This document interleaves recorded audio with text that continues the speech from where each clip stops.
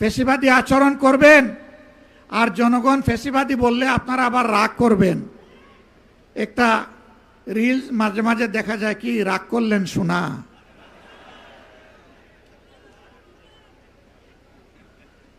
ফ্যাসিবাদী আচরণ ছেড়ে দেন, জনগণ ফুলের মালা দিয়ে আপনাদেরকে বরণ করবে, দেশ গড়ার কাজে সাহায্য করবে।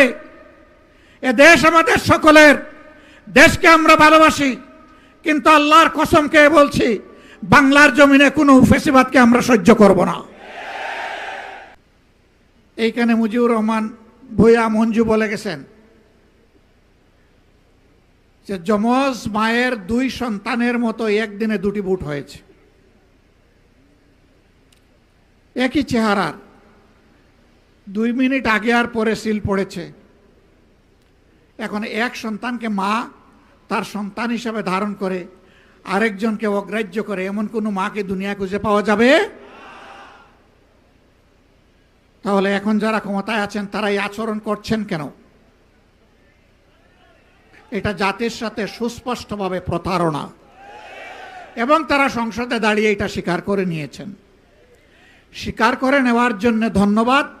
মনে রাখবেন, এই স্বীকারোক্তির মাধ্যমে আপনারা প্রতারক হিসাবে জাতির সামনে নিজেদের নাম রেজিস্ট্রেশন করে নিয়েছে।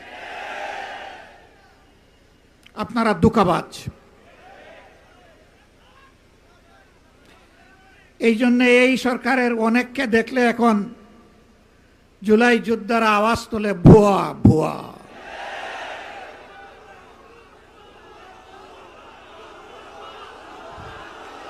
এটা জাতির জন্য লজ্জার।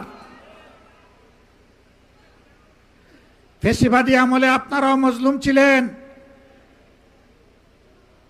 ফ্যাসিবাদীরা যে সমস্ত জুলুম করেছে, অপকর্ম করেছে, এই 5 মাসে আপনারা সবগুলার রেপ্লিকা, ফটোকপি আপনারা আমাদেরকে দেখিয়ে দিয়েছেন। ফ্যাসিবাদী আচরণ করবেন, আর জনগণ ফ্যাসিবাদী বললে আপনারা আবার রাগ করবেন।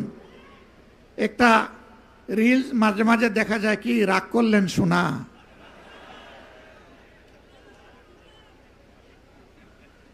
ফ্যাসিবাদী আচরণ ছেড়ে দেন, জনগণ ফুলের মালা দিয়ে আপনাদেরকে বরণ করবে, দেশ গড়ার কাজে সাহায্য করবে।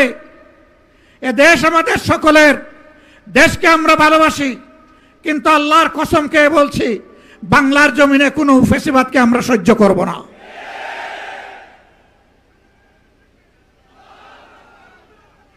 আমাদের গণভোটের গণরায় মেনে নেন। 70% মানুষের রায়কে অপমান করবেন না, অপমান করে বাঁচার পথ খুঁজে পাবেন না। জনগণের রায়কে যারাই অপমান করেছে তাদেরকেই অপমানজনকভাবে পালাতে হয়েছে।